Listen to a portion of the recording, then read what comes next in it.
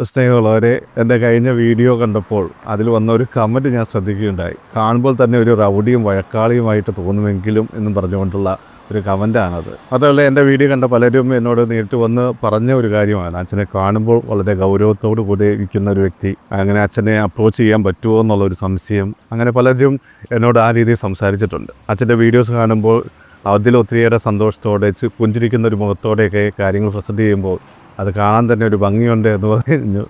ശരിക്കും അത്ര ഗൗരവമുള്ള ആളൊന്നും അല്ല ഞാൻ. പക്ഷേ നമ്മുടെ ഏൽപ്പിച്ചിരിക്കുന്ന ചില ഉത്തരവാദിത്തങ്ങൾ നമ്മളെ ആ ഒരു തലത്തിലേക്ക് എത്തിക്കും. അതിൻ്റെ ഭാഗമായിട്ട് നമ്മളങ്ങനെ പോകുന്നതാണ്. എങ്കിലും ആ കമൻറ്റുകളൊക്കെ ഇടുന്ന് കാണുമ്പോൾ ഒത്തിരിയേറെ സന്തോഷം. കാരണം ഇതുപോലെ കമൻറ്റുകൾ വരുമ്പോഴാണ് നമുക്ക് കൂടുതലായിട്ട് അത് മറ്റുള്ളവരിൽ എത്തുന്നുണ്ട് എന്ന് അറിയാൻ സാധിക്കുക. മാത്രമല്ല, ഞാൻ ഇടുന്ന കൊച്ചു കൊച്ചു വീഡിയോസ് ആണെങ്കിൽ പോലും അത് നിങ്ങളെ സ്പർശിക്കുന്നുണ്ട് എന്ന് തിരിച്ചറിയുവാൻ നിങ്ങളുടെ ഇതുപോലെയുള്ള കമൻറ്റുകൾ എന്നെ സഹായിക്കുന്നു. അതുകൊണ്ട് നിങ്ങൾ കൂടുതലായിട്ട് ഇതുപോലെ കമൻറ്റുകൾ ഇടാനൊക്കെ ശ്രദ്ധിക്കുക. അപ്പോൾ ഇന്ന് ഞാൻ മറ്റൊരു സംഭവം പറയുവാനാണ് ആഗ്രഹിക്കുന്നത്. മറ്റൊന്നുമല്ല, ഈ അടുത്ത കാലത്ത് എൻ്റെ അടുത്ത് ഒരു സഹോദരി കടന്നു വരികയുണ്ടായി. ശരിക്കും പറഞ്ഞാൽ ഇവിടെയുള്ള മറ്റച്ഛന്മാരെ കണ്ട് സംസാരിക്കാൻ വേണ്ടിയാണ് വന്നത്. ആ സഹോദരിയുടെ കൂടെ ഒരു മകനുണ്ട്, അതോടൊപ്പം തന്നെ ഒരു 8 or 9 വയസ്സുള്ള ഒരു മകളും കൂടെ ഉണ്ടായിരുന്നു. ഈ 2 കുഞ്ഞുങ്ങളെയും കൊണ്ടാണ് ഈ സഹോദരി എന്നെ കാണുവാൻ വേണ്ടി കടന്നു വന്നത്. അപ്പോൾ വരുന്ന സമയത്ത് എന്നോട് പറഞ്ഞ ഒരു കാര്യം, ഇവിടെ മറ്റച്ഛന്മാരുണ്ടോ, എനിക്ക് ഒന്ന് അച്ഛന്മാരെ കണ്ടൊന്ന് സംസാരിക്കണം. അങ്ങനെ ഉണ്ടോ എന്ന് ചോദിച്ചപ്പോൾ കാര്യച്ചനും ബിജുലച്ഛനുമാണെങ്കിൽ സ്ഥലത്തില്ലായിരുന്നു. അവർ ധ്യാനത്തിൻ്റെ തിരക്കൊക്കെ ആയിട്ട് പോയ ഒരവസരമാണ്. പക്ഷേ ആ സഹോദരി മുഖം കണ്ടപ്പോൾ ഞാൻ ചോദിച്ചു, എന്താ സഹോദരിക്ക് എന്തെങ്കിലും ഷെയർ ചെയ്യാനാണെങ്കിൽ എന്നോട് പറയുന്നതിന് തടസ്സമില്ല,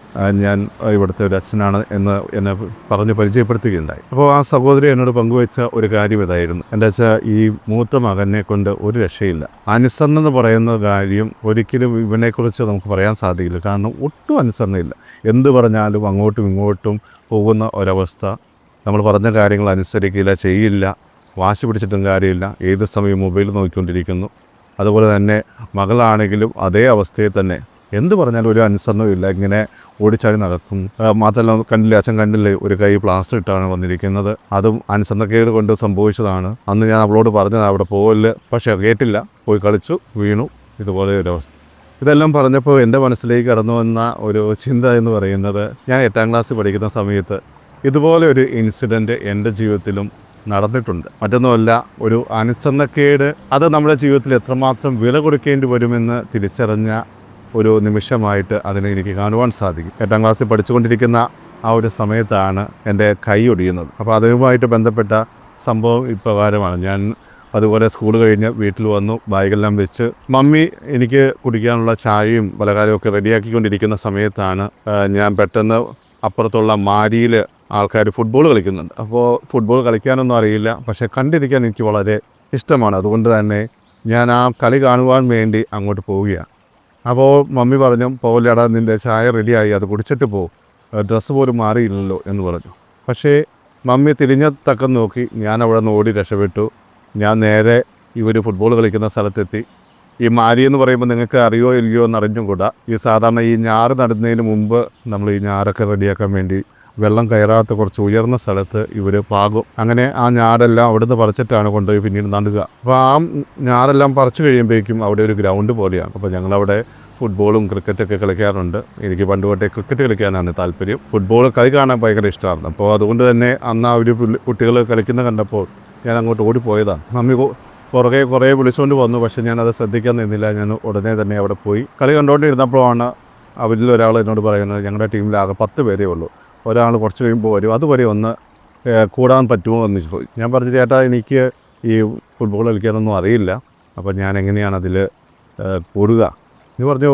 പേര് ആളായിട്ട് നിന്നാൽ മതി, മറ്റൊന്നും ചെയ്യേണ്ട, ഒരു ബോൾ വരുമ്പോൾ നീ ചുമ്മാ ഒന്ന് തട്ടിക്കോ, അത്രയും പറഞ്ഞു. ഓക്കെ, ഞാൻ പറഞ്ഞു, അങ്ങനെയാണെങ്കിൽ ശരി, ഞാനും കൂടാം. അങ്ങനെ പറഞ്ഞ് കളിക്കാനൊക്കെ ഇറങ്ങി. ആ കളിക്കുന്ന സമയം ആദ്യത്തെ ഒരു 10 മിനിറ്റ് എൻ്റെ അടുത്തേക്ക് ഒരു ബോൾ പോലും വന്നില്ല. അപ്പോൾ അവർ പറഞ്ഞു, ഒരാളായിട്ട് ടീമിൽ ഉണ്ടായാൽ മതി, മറ്റൊന്നും ചെയ്യണ്ട, കാരണം നന്നായിട്ട് കളിക്കാൻ അറിയുന്നവരൊക്കെ മുമ്പിലേക്ക് ബോളും തട്ടി പോകുന്നുണ്ട്.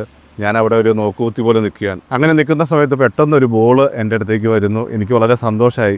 ഒരു തവണയെങ്കിലും ബോളൊന്ന് ടച്ച് ചെയ്യാമല്ലോ. ആ ഒരു സന്തോഷത്തോടു കൂടെ ഞാൻ ആ ബോള് ഒന്ന് തൊഴിക്കാൻ വേണ്ടി പോയതേ ഓർമ്മയുള്ളൂ. മഴ പെയ്ത് കിടന്ന ഒരു സമയമായതുകൊണ്ട് തന്നെ ഞാൻ കാല് പൊക്കിയതും അവിടെ തെന്നി ഞാൻ കറങ്ങിയടിച്ച് വീണു.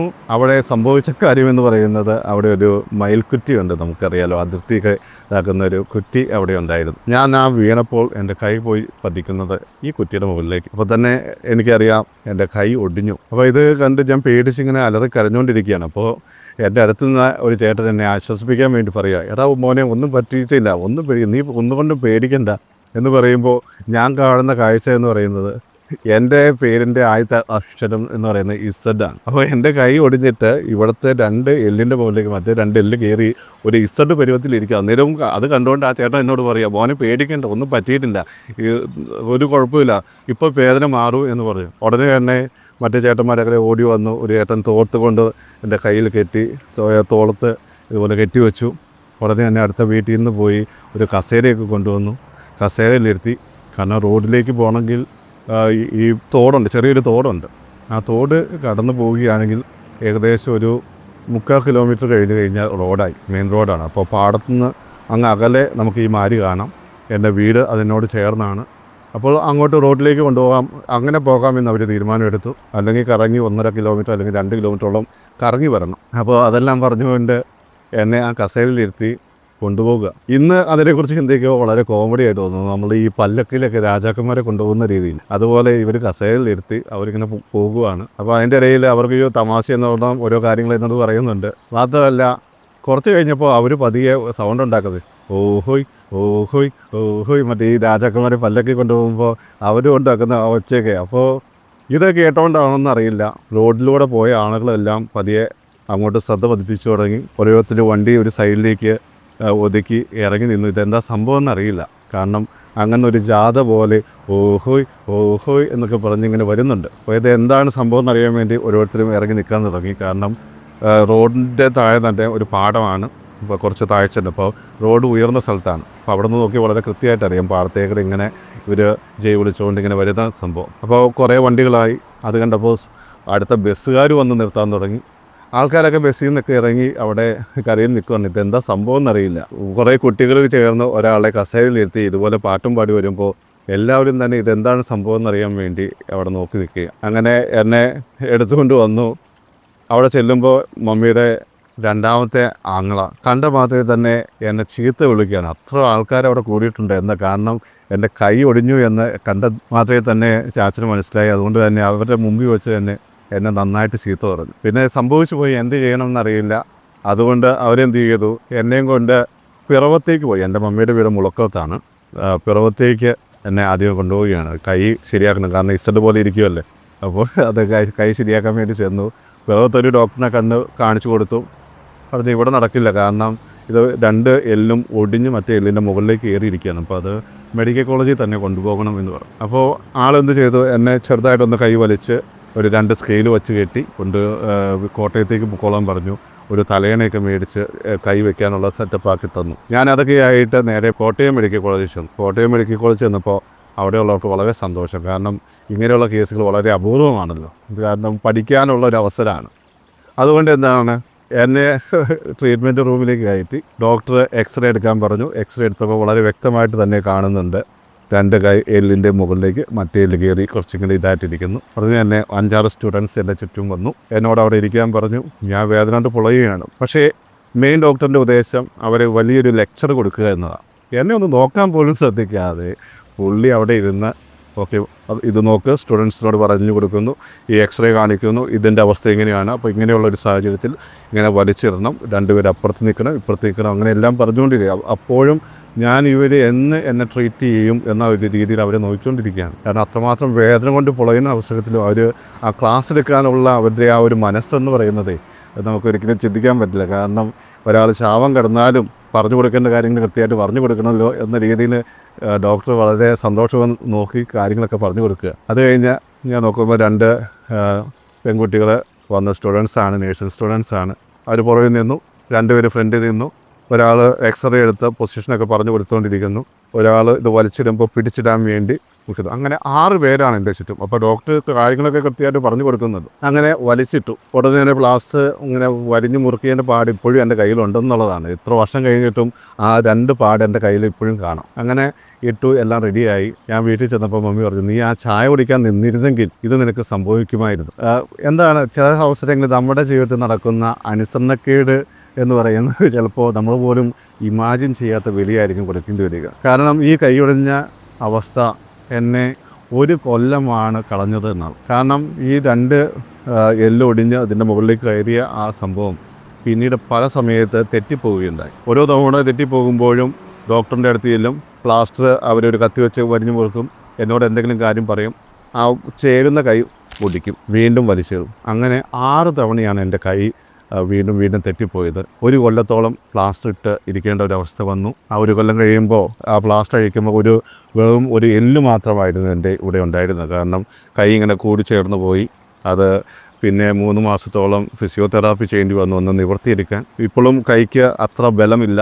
കാരണം ഇങ്ങനെ വീശുമ്പോഴൊക്കെ ആണെങ്കിലും എനിക്ക് ആ ഒരു ബലമില്ലായ്മ ഇപ്പോഴും ഫീൽ ചെയ്യാറുണ്ട്. അപ്പോൾ ഒന്ന് ഓർക്കുക, ആ കുഞ്ഞിനെ കൊണ്ട് എൻ്റെ അടുത്ത് വന്നപ്പോൾ ആ അമ്മച്ചി പറഞ്ഞ അവസ്ഥ എനിക്ക് കൃത്യമായിട്ട് മനസ്സിലാക്കാൻ സാധിക്കും. കാരണം എൻ്റെ ജീവിതത്തിൽ ഇതുപോലെ ഒരു അനുസരണക്കേട് ഉണ്ടായതിൻ്റെ ഫലമായിട്ട് 1 കൊല്ലം സ്കൂളിൽ പോലും പോകാൻ പറ്റാത്ത ഒരവസ്ഥയുണ്ടായി. പ്രിയമുള്ളവരെ, എഫേസസുകാർക്ക് എഴുതിയ ലേഖനത്തിൽ 6-ാം അധ്യായം 1 മുതൽ 3 വരെയുള്ള തിരുവചനത്തിൽ പൗലോസ് വളരെ വ്യക്തമായിട്ട് പറയുന്നുണ്ട്, കുട്ടികളെ കർത്താവിൽ നിങ്ങൾ മാതാപിതാക്കളെ അനുസരിക്കുക. നിങ്ങളുടെ നന്മയ്ക്ക് വേണ്ടിയും ദീർഘകാലം ഭൂമിയിൽ ജീവിക്കുന്നതിന് വേണ്ടിയും മാതാപിതാക്കന്മാരെ ബഹുമാനിക്കുക. അതോടൊപ്പം തന്നെ പൗലോസ് കൂട്ടിച്ചേർക്കുന്ന ഒരു കാര്യമാണ് വാഗ്ദാനത്തോടു കൂടിയ ആദ്യത്തെ കൽപ്പന ഒരുപക്ഷെ ഇതായിരിക്കും. കാരണം ഇത് പൗലോസ് പറയുമ്പോൾ റെഫർ ചെയ്യുന്ന വചനഭാഗം പഴയ നിയമത്തിലെ പുറപ്പാട് 20:12 അതിൽ നിങ്ങൾക്ക് നൽകാൻ പോകുന്ന രാജ്യത്ത് ദീർഘകാലം ജീവിക്കണമെങ്കിൽ നിങ്ങളുടെ മാതാപിതാക്കളെ അനുസരിക്കുക എന്നാണ് അതിൽ പറയുക. പ്രിയമുള്ളവരെ, അനുസരണം എന്ന് പറയുന്നത് നമ്മുടെ ജീവിതത്തിലെ ഏറ്റവും പ്രധാനപ്പെട്ടത്. പ്രത്യേകിച്ച് നമ്മുടെ മാതാപിതാക്കൾ എന്ന് പറയുമ്പോൾ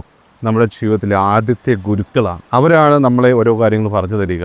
എങ്ങനെയാണ് ജീവിക്കേണ്ടത്, എങ്ങനെയാണ് മറ്റുള്ളവരെ ബഹുമാനിക്കേണ്ടത്, ആരൊക്കെ അനുസരിക്കണം, എന്തെല്ലാം കാര്യങ്ങൾ ചെയ്യണം, നന്മകൾ ചെയ്യേണ്ടത് എങ്ങനെയാണ്, തിന്മകളെ അകറ്റി നിർത്തേണ്ടത് എങ്ങനെ, എല്ലാ കാര്യങ്ങളും നമ്മുടെ മാതാപിതാക്കളാണ് നമ്മളെ ആദ്യം പഠിപ്പിക്കുക. അപ്പോൾ നമ്മുടെ മാതാപിതാക്കൾ ഓരോ കാര്യങ്ങൾ നമ്മളോട് പറയുമ്പോൾ നമ്മൾ ആദ്യം ചെയ്യേണ്ടത് എന്താണ്, അവരെന്തിനു വേണ്ടിയാണ് ഇത് നമ്മോട് പറയുന്നത്. നമ്മൾ ഓരോ കാര്യങ്ങൾ ചെയ്യുമ്പോൾ നമ്മൾ അനുസരിച്ച് കഴിഞ്ഞാൽ തീർച്ചയായും അതിൻ്റെ പ്രതിഫലം നമ്മുടെ ജീവിതത്തിൽ നമുക്ക് ലഭിക്കും. കുഞ്ഞുമക്കളെ നമുക്ക് പലപ്പോഴും മാതാപിതാക്കൾ പറയുമ്പോൾ അവരെന്തിനു വേണ്ടിയാണ് പറയുന്നതെന്ന് മനസ്സിലാവില്ല. പക്ഷേ നമ്മൾ അനുസരണക്കേട് കാണിക്കുമ്പോൾ അതിന് വലിയ വില കൊടുക്കേണ്ടി വരുമെന്നാണ് എൻ്റെ അനുഭവത്തിൽ നിന്ന് ഞാൻ മനസ്സിലാക്കുക. കാരണം 1 കൊല്ലമാണ് എനിക്ക് സ്കൂളിൽ പോലും പോകാൻ പറ്റാത്ത അവസ്ഥയിൽ ഞാൻ വീട്ടിൽ കഴിയേണ്ടി വന്നത്. അപ്പോൾ അങ്ങനെയുള്ള സംഭവങ്ങൾ, അനുസരണക്കേടുകൾ നമ്മുടെ ജീവിതത്തിൽ വലിയ വില കൊടുക്കേണ്ടി വരുന്ന ഒന്നാണ്. അതുകൊണ്ട് നിങ്ങൾ ചിന്തിക്കേണ്ടത് എന്താണ്, നിങ്ങളോട് പറയുമ്പോൾ അനുസരിക്കുക. അത് നമ്മുടെ നന്മയ്ക്ക് വേണ്ടിയും ദീർഘകാലം ജീവിക്കുന്നതിന് വേണ്ടിയൊക്കെ വളരെ ആവശ്യമാണ്. ഒരുപക്ഷെ ആ അനുസരണം എൻ്റെ ജീവിതത്തിൽ ആ 1 കൊല്ലം നഷ്ടപ്പെടുന്നതിൽ നിന്ന് മാറ്റി നിർത്തിയേനെ. പക്ഷേ എന്ത് ചെയ്യാം,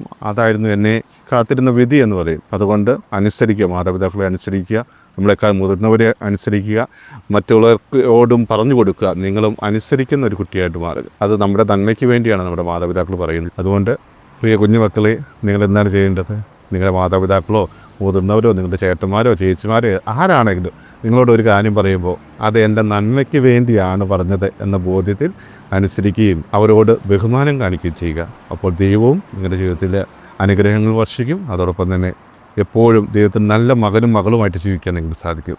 എല്ലാവരെയും ദൈവം അനുഗ്രഹിക്കട്ടെ. മറ്റൊരു വീഡിയോയുമായി നമുക്ക് വീണ്ടും കാണാം. അതുവരെ ക്ഷമയോടെ കാത്തിരിക്കുക.